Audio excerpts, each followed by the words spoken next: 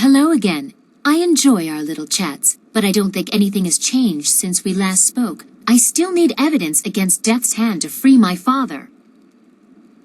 Meet the executioner in the arena, or speak with Scholar Dungao in the Scholar's Garden about the Inquisitor. Hurry, or you'll lose your chance to help your master.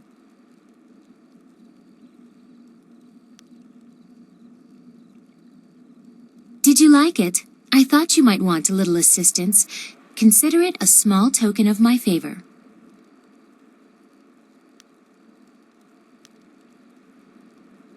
You rebuff my attempt at friendship?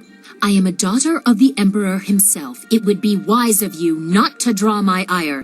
Civility is prized in the Imperial City. But I understand the strains and pressures that you have been under. I am willing to forgive your impertinence, this once. It is difficult for one of my rank to give gifts, even one so simple as what I gave you. A princess is not normally allowed to show favorites.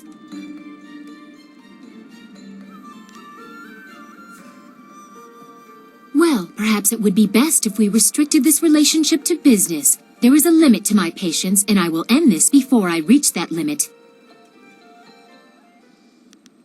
I will answer what I can, but you have other things to do as well. My father? What do you want to know that isn't already public knowledge? Emperor Sunhai is well known and well loved. Death's Hand is wearing away at that reputation, however, and I need to stop him before it goes too far. He has been present for as long as I can remember, but he only rose to prominence after the end of the long drought. My father was very caring when I was a child. Now he is cold and distant. I know Death's Hand is corrupting him somehow. I will answer what I can. We've gone over this. Death's Hand is using the prisoners who should be working on the wall to construct some sort of personal army of golems. My father probably knows something, but not the true danger of it. I need to show that Death's Hand intends to seize control. The Lotus Assassins act for Death's Hand. There has to be proof of his evil intent in the Lotus Assassin Fortress. That is where you need to go. I wish you luck. Once you have gained the trust of the Lotus Assassins, we will plan how to proceed.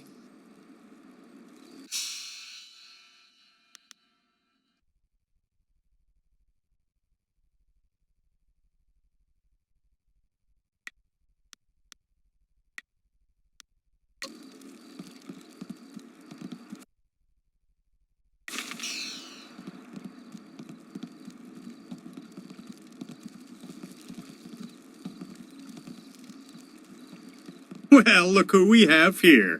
There's no princess to save you this time. Do you think we'd forget? You can't humiliate us and just walk away.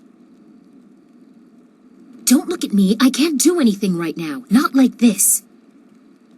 We'll teach you to insult a guard of the Imperial City. Tempest!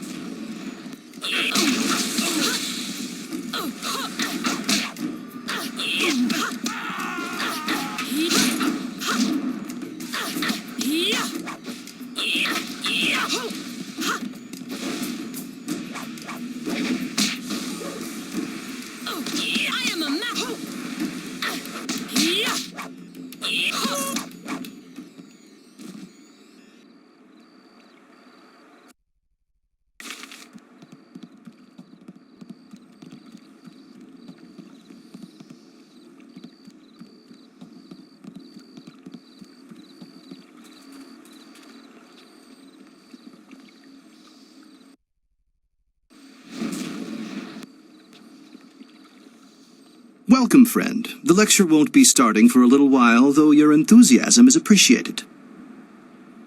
I wouldn't worry about seating.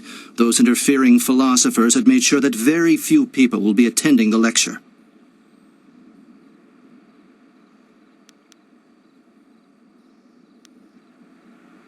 Oh, that's too bad. Perhaps after I've answered some of your questions, you will change your mind. What would you like to know?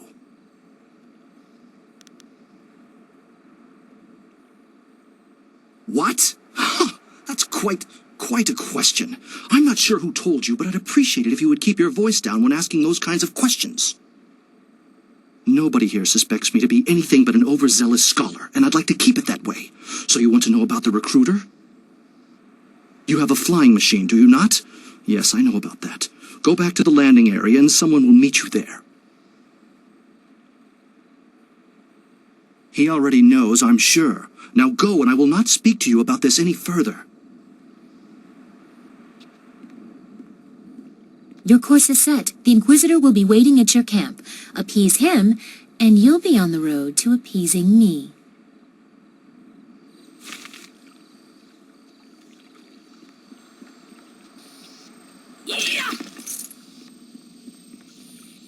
True strength comes from harmony.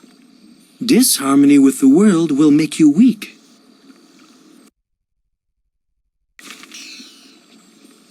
Oh, good to see you again, my friend. Have you returned to listen to my lecture, or would you just like some information?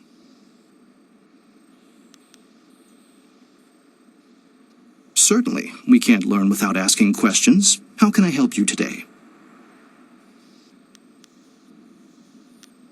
I'm glad you asked.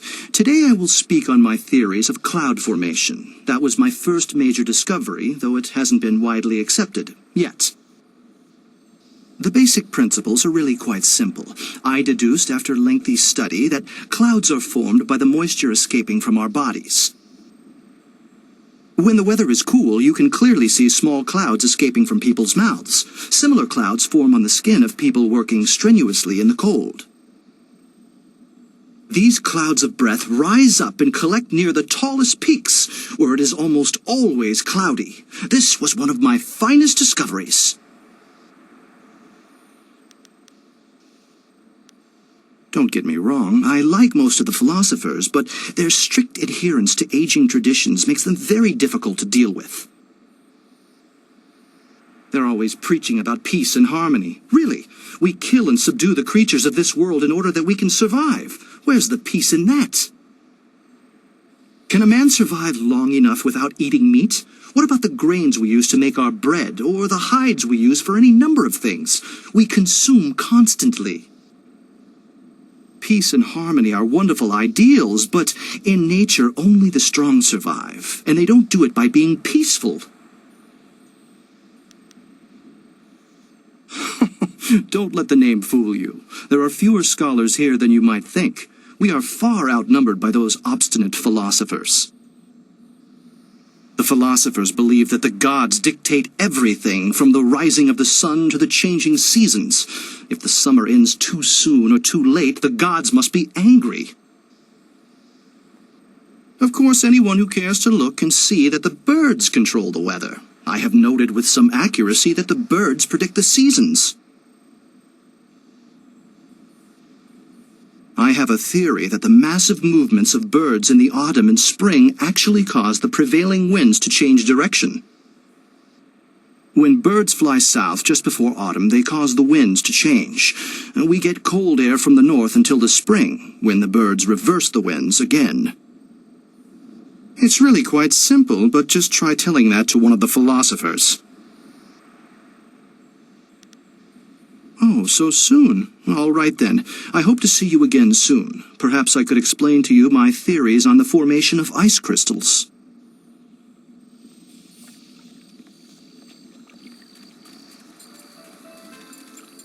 Lost, citizen?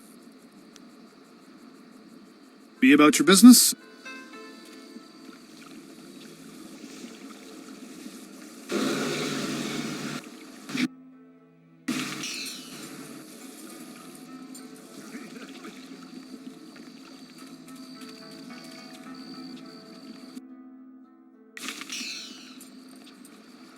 Hello there, traveler. Forgive my forwardness, but I noticed your arrival earlier while I was at the tavern. That flying machine of yours is truly a marvel. I actually have a design for a new prototype flyer, and I hope to get funding to build it one day. The other scholars aren't interested in my inventions, though. I apologize. The masters always remind me not to get ahead of myself. What is it you would like to know?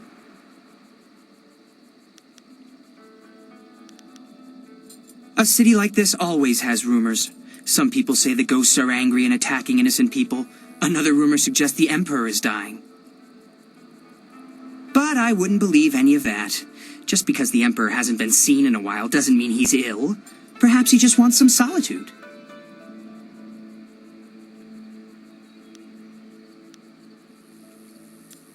The Emperor is a wise and powerful man. How else could he have solved the drought so many years ago? I wasn't born then, but I've heard the stories. It's true that he hasn't been seen much recently, but I don't think it's anything to worry about. It's not like the Empire is falling apart in his absence. Maybe he's just taking a rest from all the hard work he's done. Nobody deserves a rest more than the Emperor. I think they are just rumors. I haven't seen any ghosts at all, angry or otherwise. If the ghosts are angry about something, why aren't they here right now? Come to think of it, I don't know any one person who's ever seen a ghost. I prefer to spend my time and energy on things that are real. Designing a new prototype flying machine, now that's important. Sure, what would you like to know? Now there's a question you don't hear very often. Not too many people like to talk about him. In fact, if I were you, I'd be careful who I ask. I'm not one to believe in superstitious nonsense, but I still wouldn't want to draw his attention. He's very powerful and very dangerous. Some people even suggest that he has gained some control over our honorable Emperor. I find it hard to believe, but I suppose it's possible. That's right, you're new here, aren't you? Well, where should I begin? There's so much to tell you. There are several important areas here in the city. Of course, there are also many different services, too. I'm not sure what to tell you first.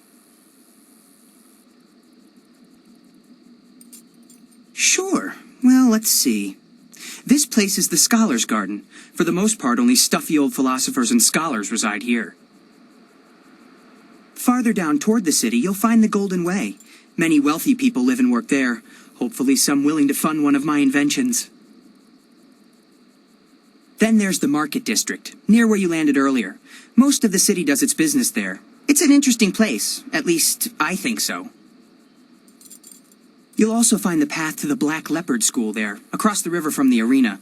I haven't been there, but I hear it's an interesting place to visit. One of the best places in the city is the arena. Just don't tell my masters I said so. If you go to the arena, you'll also see the heart of the Empire Tavern. And of course, there are several shops and merchants with all manner of supplies available. All of that can be found in the Market District. I'm not supposed to go there. At least not when I'm studying, but it's hard to resist. It's known as the best tavern in all the Empire. I actually do some of my best thinking while I'm there. I like to sit in the upper rooms with a bit of wine and just look out over the city, or the arena.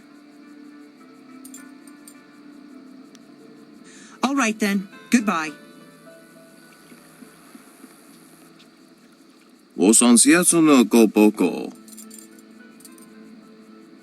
Koni uk noia kup sa ia sisia su ukot. Utata ia oka yoe ia fonia sisa ia trusta pafawe ia touia. Aworth utkua wo kokopia kawa ia elwoth.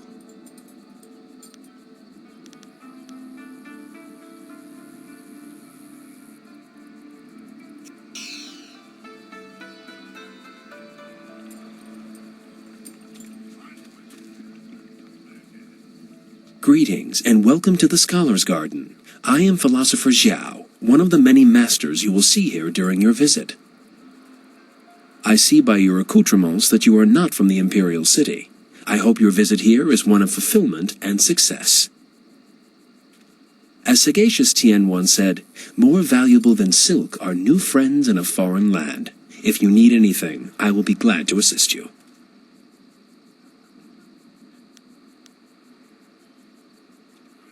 No, perhaps not, though many good things can arrive unlooked for. Just the same, if you want anything, please ask. As you wish, I will leave you to your wanderings. May the heavens shine favorably on your journey.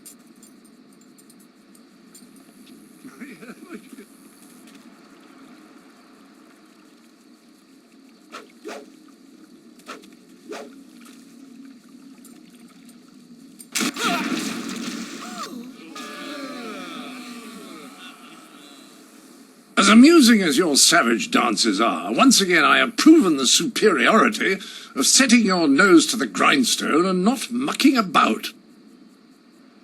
Now bring some refreshments in a proper mug, or I'll take back the coins of my home and country. Don't you heathens know the worth of a proper king's halfpenny?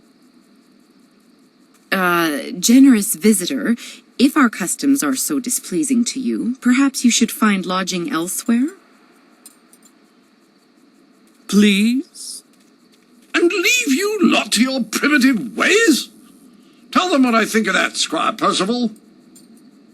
Sir Roderick Ponce von Fontelbottom, the magnificent bastard, will do no such thing. He means to educate you all.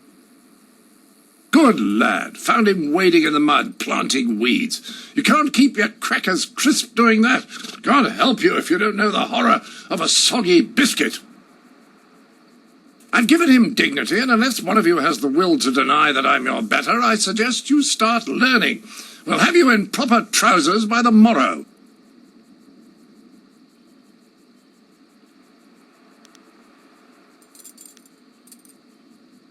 What's that? Someone stepping to the fore? Let's have a look at you.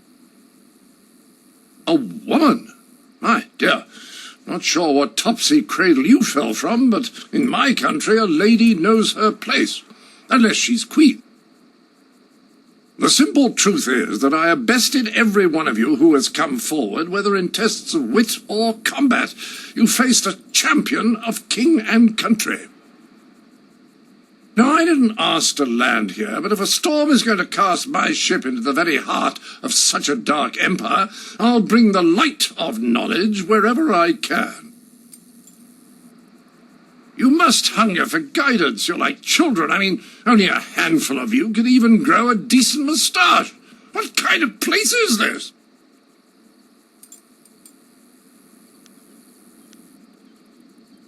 Is that your answer? To throw yourself into mindless combat? Only proves my point. A lot of you could bury me with bodies, but I'd still be your better. But if you want to bring more to the table, and a decent height table, none of this kneeling malarkey, I will grant you a chance to prove you are adequate. But I will acknowledge that I am likely to disagree just because I know you are lacking. We will need educated men to judge the merits of our arguments.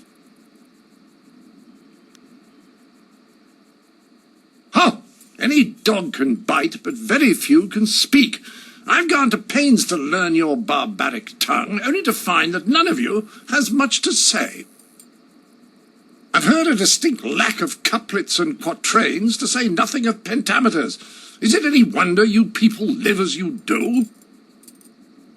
I charge you with defending the heart of your people. If a group of judges determines that you have adequately done so, I will declare you the winner.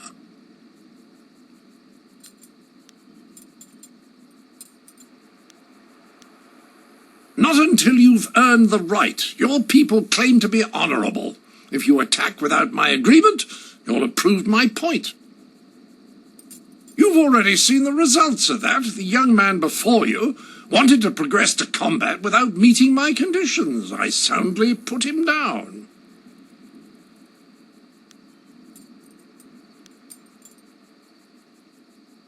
It's more likely I'll teach the rest by making an example of you. Here, these 5 standing about will be our judges. They look like a varied lot. Go on, talk to them all to prove I haven't coerced them. We'll begin the debate when you're ready. Then we'll see how you fare in combat. Doubt you'll do very well. Like the rest, you're all just too damn skinny.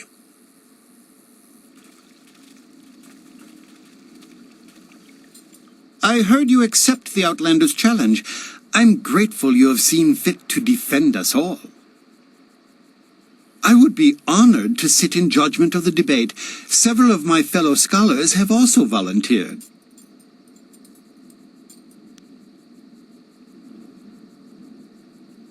No, that would only prove his accusations that we cannot defend our culture on fair terms. We can't give in to that temptation. Of course, I doubt his arguments will have the weight that he expects, not here in the heart of the Jade Empire.